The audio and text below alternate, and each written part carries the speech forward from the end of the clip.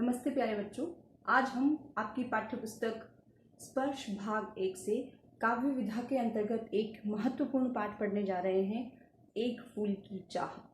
यह एक कविता है बच्चों और इसके रचयिता हैं श्रीमान सियाराम शरण गुप्त। सियाराम शरण गुप्त का जन्म 1895 में झांसी के निकट चिर गांव में हुआ था। ये राष्ट्र कवि मैथिली शरण गुप्त के छोटे भाई थे, अनुज थे। मैथिली शरण गुप्त का नाम आपने सुना ही होगा।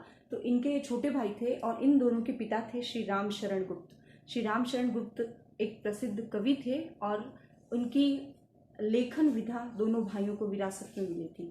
तो सियाराम शरण गुप्त मैथिली शरण के छोटे भाई थे। गुप्त जी के पिता भी कविताएं लिखते थे, इस कारण परिवार में ही इन्हें कविता के संस्कार स्वतः प्राप्त हुए। गुप्त जी महात्मा गांधी और विनोबा भावे के विचारों के अनुयायी थे, अर्थात महात्मा गांधी और विनोबा भावे से बहुत अधिक प्रभावित थे और इनके अनुयायी थे। इनका संकेत इनकी रचनाओं में भी मिलता है, क्योंकि इन्होंने हर स्थान पर महात्मा गांधी और विनोबा भावे के विचारों से प्रभावित होकर कुछ रचनाएं लिखी हैं, जिसमें हमें इनके यह विचार देखने को मिलते हैं। गुप्त जी की रचनाओं का प्रमुख गुण है कथात्मकता, अर्थात ये कोई भी रचना लिखते हैं उसमें थोड़ी कथा अर्थात एक स्टोरी के रूप में वह कथा वस्तु या विषय वस्तु चलती है। इन्होंने सामाजिक कुरीतियों पर करारी चोट की। सामाजिक कुरीतियां बच्चों जैसे ऊंच नीच का भेदभाव, ऊंची जाति नीची जाति, उच्च वर्ग निम्न वर्ग, छुआछूत का भेदभाव करना, अमीर गरीब का भेदभाव करना, जो इस प्रकार की भावनाएं हैं, आडंबर करना या अमीरों द्वारा गरीबों का शोषण किया जाना, इस प्रकार की अनेक सामाजिक कुरीतियां थी। जब ये परतंत्र भारत में थे तब का भी ऐसा ही वातावरण माहौल था, और जब भारत स्वतंत्र हुआ उसके बाद कई सालों तक यह सब देखने को मिला। तो इन सब चीज़ों ने इन्हें बहुत प्रभावित किया और इन्होंने सामाजिक कुरीतियों पर अपनी रचनाओं में प्रकाश डाला। गुप्त जी की रचनाओं का प्रमुख गुण है कथात्मकता। सामाजिक कुरीतियों पर इन्होंने चोट की है। देश की ज्वलंत घटनाओं और समस्याओं का जीवंत चित्र इन्होंने प्रस्तुत किया है। तत्कालीन देश में, तत्कालीन समाज में जो लोगों की घटनाएं हैं, जो लोगों का जीवन चित्रण है, उन्होंने बखूबी किया है। इनके काव्य की पृष्ठभूमि अतीत हो या वर्तमान, उनमें आधुनिक मानवता की करुणा, यातना, द्वंद्व समन्वित रूप से उभरा है। अर्थात बच्चों, इनके काव्य की जो पृष्ठभूमि है, अर्थात काव्य की जो कथा वस्तु है या विषय वस्तु है, उसमें अतीत हो मतलब पुराना समय हो या फिर वर्तमान जो तत्कालीन समय था, तो उसमें जो आधुनिक मानवता की करुणा है, अर्थात मानवों के साथ जो जटिल व्यवहार किया जा रहा था, उन्हें जो यातना दी जा रही थी, उन सब का इन्होंने द्वंद्व जो था उनका एक समन्वित रूप इन्होंने अपनी रचनाओं में उभारा है। सियाराम शरण की प्रमुख कृतियां हैं मौल्य विजय, आद्रा, पाथे, मृण्मयी, उन्मुक्त, आत्मोत्सर्ग, दुर्वादल और नकुल।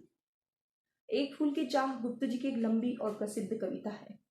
बच्चों, इन्होंने अपनी प्रमुख कृतियां कविताएं लिखी हैं, इन्होंने नाटक भी लिखे हैं, इन्होंने कहानियां भी लिखी हैं, अर्थात हिंदी की अनेक विधाओं में इन्होंने अपनी लेखनी चलाई है। एक फूल की चाह गुप्त जी की एक लंबी और प्रसिद्ध कविता है। प्रस्तुत पाठ उसी कविता का एक अंश मात्र है। एक लंबी कविता है, वो बहुत प्रसिद्ध कविता है उनकी, यह एक फूल की चाह, तो उसका एक अंश हमारे सामने प्रस्तुत है। पूरी कविता छुआछूत की समस्या पर केंद्रित है। एक समाज की बहुत गंभीर बीमारी है छुआछूत की, अर्थात छूना, अस्पृश्यता आदि समस्या पर यह केंद्रित है। एक मरणासन्न, मरण प्लस आसन्न, मृत्यु के समीप अछूत कन्या के मन में यह चाह उठी कि काश देवी के चरणों में अर्पित किया हुआ एक फूल लाकर कोई उसे दे देता। कन्या के पिता ने बेटी की मनोकामना करने का बीड़ा उठाया। वह देवी के मंदिर जा पहुंचा, देवी की आराधना भी की, पर उसके बाद वह देवी के भक्तों की नजर में खटकने लगा। मानव मात्र को एक समान मानने की नसीहत देने वाली देवी के सवर्ण भक्तों ने उस विवश, लाचार, आकांक्षी मगर अछूत पिता के साथ कैसा सलूक किया। क्या वह अपनी बेटी को फूल लाकर दे सका? यह मार्मिक अंश हमें यह कविता बताएगी। तो बच्चों, यह एक बड़ी लंबी कविता है एक फूल की चाह, जिसका एक अंश हम इसमें पढ़ेंगे।